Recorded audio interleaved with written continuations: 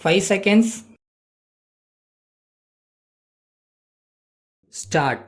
ஆளுநர் உரைக்கு நன்றி தெரிவிக்கும் தீர்மானத்தின் மீது நடந்த விவாதத்திற்கு பதிலளித்து அமைச்சர் உரையாற்றுகையில் குறிப்பிட்டதாவது: தலைவர் அவர்களே, இந்த விவாதத்தில் பங்கேற்று பேசிய உறுப்பினர்கள் பலரும் தங்கள் கருத்துக்களை நல்ல முறையில் எடுத்து கூறியிருக்கிறார்கள். அதற்காக அவர்களுக்கு என் நன்றியை முதற்கண் தெரிவித்துக் கொள்ள விரும்புகிறேன். உறுப்பினர்கள் தெரிவித்துள்ள எல்லா கருத்துக்களுக்கும் இங்கே உடனடியாக என்னால் பதில் அளிக்க முடியாவிட்டாலும் சிற்சில முக்கியமான கருத்துக்களுக்கு மட்டுமாவது எனது பதிலை அளிக்க நான் ஆசைப்படுகிறேன். விவசாய உற்பத்தியை பெருக்க வேண்டும் என்றால் நீர்ப்பாசன ஆதாரங்கள் உறுதி செய்யப்பட வேண்டும் என்று ஓர் உறுப்பினர் குறிப்பிட்டார்.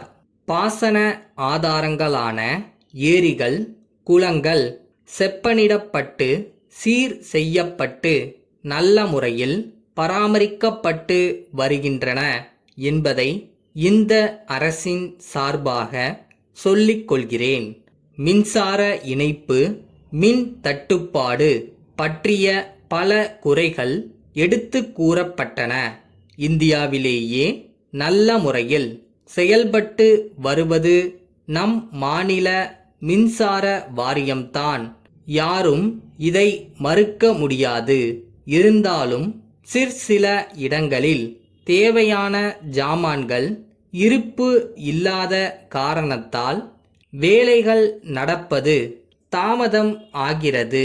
இதை தவிர்க்க ஆங்காங்கே தேவைக்கு ஏற்ப கம்பி, கம்பம் முதலிய பொருட்களை வாங்கி வைத்துக் கொள்ளும்படி அறிவுறுத்தப்பட்டு இருக்கிறது. மின்சார தட்டுப்பாட்டை கூடிய வரையில் குறைக்க ஏற்பாடு செய்யப்படுகிறது. மின் உற்பத்தியை அதிகரித்தால் மின் தட்டுப்பாடு காணாமற் போய்விடும். பல முறைகளிலும் மின் உற்பத்தியை அதிகப்படுத்த பல்வேறு திட்டங்கள் செயல்படுத்தப்பட்டு வருகின்றன. கூடிய விரைவில் மின் தட்டுப்பாடு என்பதே இல்லை என்று சொல்லக்கூடிய அளவில் நிலைமை சீரடையும் என்று உறுதியாக கூறிக்கொள்ள விரும்புகிறேன். உணவுப் பொருள் பற்றாக்குறை, விலைவாசி உயர்வு பற்றியும் உறுப்பினர்கள் குறிப்பிட்டு பேசியுள்ளனர். உணவுப் பொருள் உற்பத்தி பெருக்கத்தை விட வேகமாக மக்கள் பெருக்கம் ஏற்படுவதால் பற்றாக்குறை ஏற்படுகிறது என்பது யாவரும் அறிந்த உண்மையாகும். ஆனாலும் அரசு உணவு உற்பத்தியை பெருக்க வழிவகை காண்பதில் கவனம் செலுத்தாமல் இருக்கவில்லை. விவசாயிகளுக்கு தேவையான நேரத்தில் தேவையான இடுபொருட்களை கொடுத்து பாசன வசதிகளுக்கு வழி செய்து உற்பத்தியை அதிகரிக்க எல்லா வகையான ஊக்கமும் அளித்து வருகிறது. எதிலும் பற்றாக்குறை ஏற்பட்டால் விலைவாசி ஏற்றமும் கூடவே வந்துவிடுவது இயல்பு. விலைவாசி ஏற்றத்தால் நடுத்தர சாதாரண மக்கள் பெரிதும் பாதிக்கப்படுகிறார்கள். இது பற்றி இந்த அரசும் கவலையோடு பிரச்சனையை தீர்க்க ஏதாவது வழி இருக்கிறதா என்று ஆய்வு செய்து மக்களின் அத்தியாவசிய தேவை பொருட்களை மொத்தமாக வாங்கி நியாயமான விலைக்கு வழங்க ஏற்பாடுகள் செய்யப்பட்டு வருகின்றன. மேலும் அத்தியாவசிய பொருட்கள் பதுக்கப்பட்டு செயற்கை தட்டுப்பாடு ஏற்படும்படி செய்வதை கடுமையான நடவடிக்கைகள் மூலம் தடுப்பதற்கு வழிவகைகள் காணப்பட்டு வருகின்றன.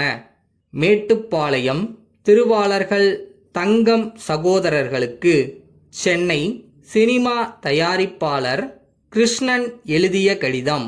அன்புடையீர், வணக்கம்.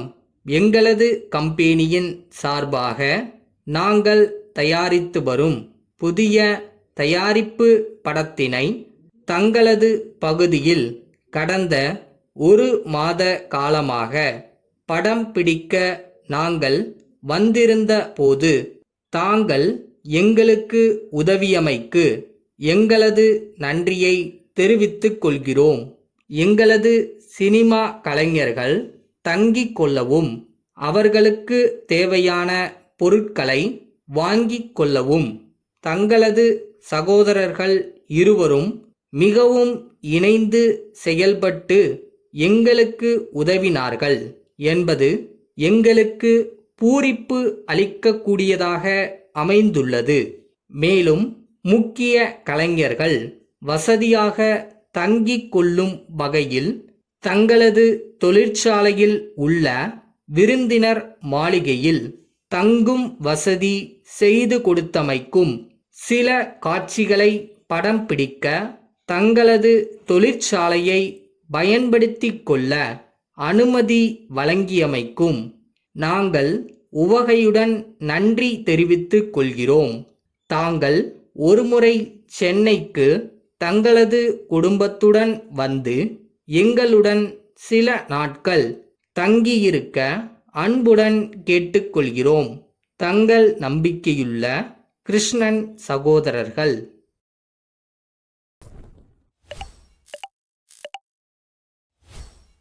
எந்த காரணத்துக்காகவும் உங்க கனவை மட்டும் விட்டுறாதீங்க. நம்ம வாழ்க்கையை நிர்ணயிக்க நம்ம கையில இருக்கிற ஒரே ஆயுதம் நம்ம கனவு மட்டும்தான்.